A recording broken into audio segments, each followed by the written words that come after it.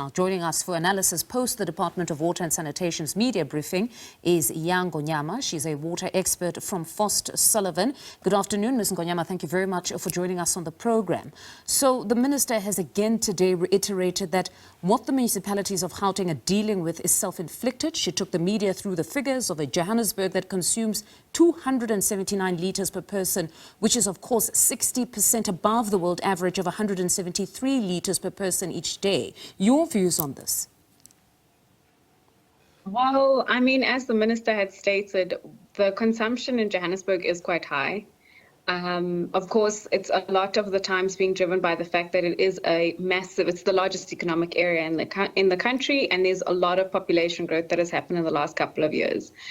I know that you did mention that it's a lot of the times the municipality, but I think that we also need to take into cognizance the fact that there is an element of climate change that is also hampering some of our water resources. It's a little bit erratic, our rainfall patterns, and also, of course, like she mentioned, the lack of infrastructure and the lack of maintenance that the city of Johannesburg has suffered for the last couple of years. I think it's a culmination of things that have kind of exacerbated the current situation that we are in.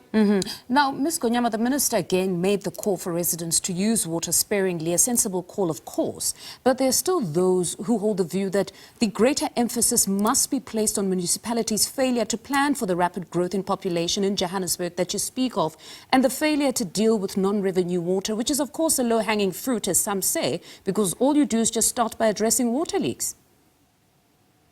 Yeah, I mean, I think, like I said, I think it's a combination of things. I think, like I mentioned, the lack of maintenance that has been taking place over the last couple of years, of course, exacerbates the situation. The fact that we have so much water that has been unaccounted for, that goes through leaks as well as through stolen water, obviously is exacerbating the situation. I think if we had put in certain mitigation strategies, if the municipality was a little bit more proactive in terms of planning, we could have mitigated or even minimized some of these water challenges. I also know that the Lutu Highlands project has also been delayed, where we only like to see the benefits in 2028. That is also another, factor that is contributing to the fact that what water was allocated for the city is now constrained because there's just too much demand.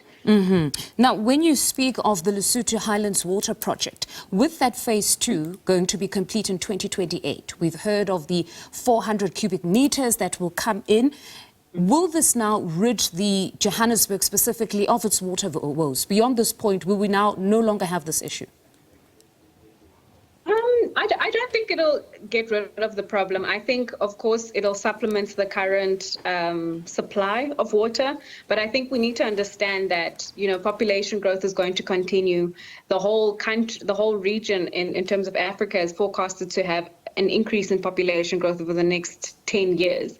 We need to continue to be proactive of the fact that Johannesburg is still growing, and it's growing quite rapidly. It is still the economic hub of the country. There is a lot of industry that is also dependent on the water supply, such as the mines. Adding more supply is obviously going to be a plus, but to make sure that we're not in the current situation again, we need to continue making sure that we put in steps for the future, so that, we're not constrained by water. All right. So the 400 million cubic meters will just add to, but there most certainly needs to be more. Then to the interventions. The minister reveals some of those planned interventions for Johannesburg specifically, such as procurement of panel contractors for emergency leaks. Could this work? Because we deal with the response time. It's honestly quite worrying in most places, such as the CBD, where water would just be flowing for days. Yeah, I think, of course, at any point in time, if you can get more hands on deck, it might be beneficial. I've seen that they've also looked at getting and acquiring some more engineers to be able to tackle a lot of the issues at hand, because I know that there has also been complaints that it might be the fact that they're not necessarily able to deal with all of these issues because they are constrained by the employees and people getting to the place at the time of the leak.